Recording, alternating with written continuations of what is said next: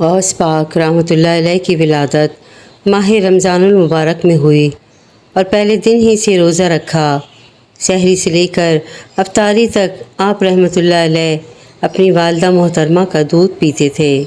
چنانچہ سیدنا غوث الثقلین شیخ عبد القادر جیلانی رحمۃ اللہ علیہ کی والدہ ماجدہ فرماتی ہیں کہ جب میرا فرزند ارجمند عبد القادر پیدا ہوا تو رمضان شریف میں دن بھر دودھ نہ پیتا تھا۔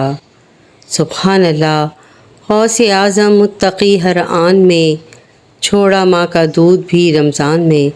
سبحان اللہ، کیا خوبصورت غوث پاک رحمۃ اللہ علیہ کی بچپن کی برکتیں ہیں۔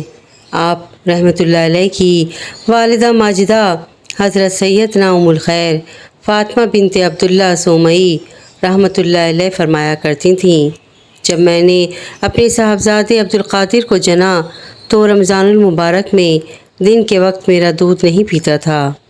اگلے سال رمضان کا چاند غبار کی وجہ سے نظر نہ آیا تو لوگ میرے پاس دریافت کرنے کے لیے آئے تو میں نے کہا کہ میرے بچے نے دودھ نہیں پیا۔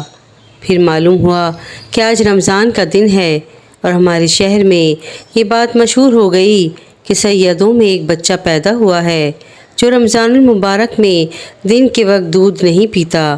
سبحان اللہ۔ حضرت شیخ ابو محمد عبداللہ بن احمد بن قدامہ مقدسی فرماتے ہیں کہ حضور غوث پاک عبد القادر جیلانی قطب ربانی غوث سمدانی رحمۃ اللہ علیہ ضعیف البدن، میانہ قد، فراخ سینہ، چوڑی داڑھی اور دراز گردن، رنگ گندمی ملے ہوئے ابرو، سیاہ آنکھیں، بلند آواز اور وافر علم و فضل تھے۔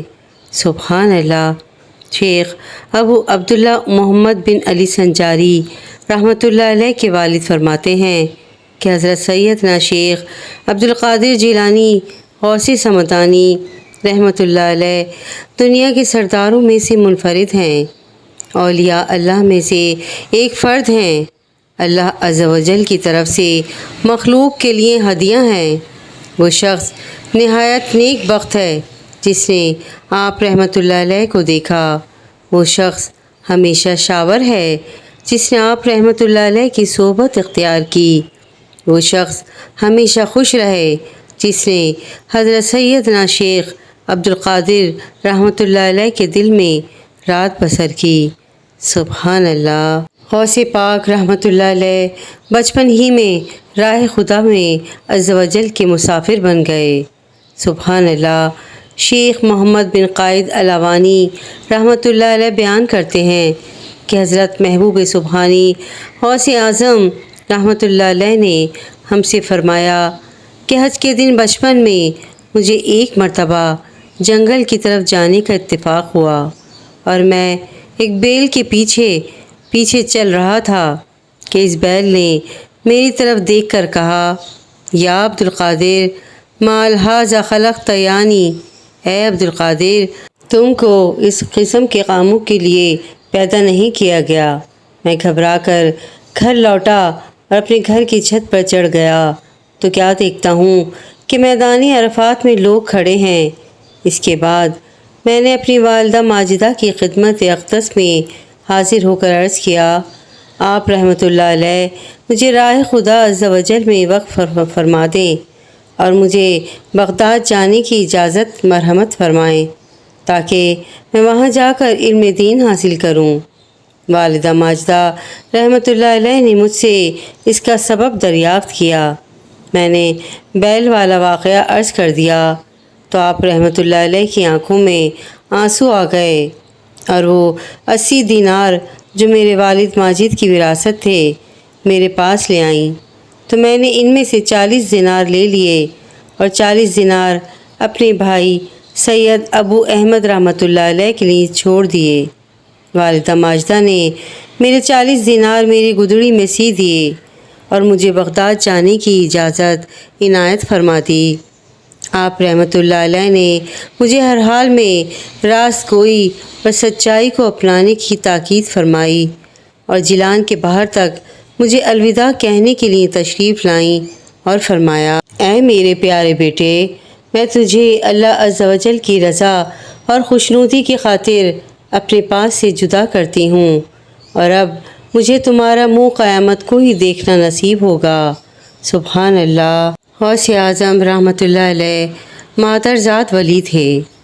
آپ رحمۃ اللہ علیہ ابھی اپنی ماں کے پیٹ میں تھے، اور ماں کو جب چھینک آتی اور اس پر وہ الحمدللہ کہتی تو آپ رحمۃ اللہ علیہ پیٹ ہی میں جواباً یرحمک اللہ کہتے۔ آپ رحمۃ اللہ علیہ یکم رمضان المبارک بروز پیر صبح صادق کے وقت دنیا میں جلوہ گر ہوئے۔ اس وقت ہونٹ آہستہ آہستہ حرکت کر رہے تھے اور اللہ اللہ کی آواز آ رہی تھی۔ جس دن آپ رحمۃ اللہ علیہ کی ولادت ہوئی، اس دن آپ رحمۃ اللہ علیہ کے دیار ولادت جیلان شریف میں 1100 بچے پیدا ہوئے۔ وہ سب کے سب لڑکے تھے اور سب ولی اللہ بنے۔ سبحان اللہ۔ غوث اعظم علیہ رحمۃ اللہ اکرام نے پیدا ہوتے ہی روزہ رکھ لیا، اور جب سورج غروب ہوا اس وقت ماں کا دودھ نوش فرمایا۔ سارا مہینہ آپ رحمۃ اللہ علیہ کا یہی معمول رہا۔ 5 برس کی عمر میں جب پہلی بار بسم اللہ پڑھنے کی رسم کے لیے کسی بزرگ کے پاس بیٹھے تو اعوذ اور بسم اللہ پڑھ کر سورہ فاتحہ اور علم سے لے کر 18 پارے روشن پڑھ کر سنا دیے۔ اس بزرگ نے کہا، بیٹے اور پڑھیے۔ فرمایا، بس مجھے اتنا ہی یاد ہے، کیونکہ میری ماں کو بھی اتنا ہی یاد تھا۔ جب میں اپنی ماں کے پیٹ میں تھا اس وقت وہ پڑھا کرتی تھیں، میں نے سن کر یاد کر لیا تھا۔ سبحان اللہ۔ جب آپ رحمۃ اللہ علیہ لڑکپن میں بچپن میں اپنے کھیلنے کا ارادہ فرماتے تو غیب سے آواز آتی، اے عبد القادر رحمۃ اللہ علیہ، ہم نے تجھے کھیلنے کے واسطے نہیں پیدا کیا۔ آپ رحمۃ اللہ علیہ مدرسے میں تشریف لے جاتے تو آواز آتی، اللہ عز و جل کے ولی کو جگہ دے دو۔ سبحان اللہ۔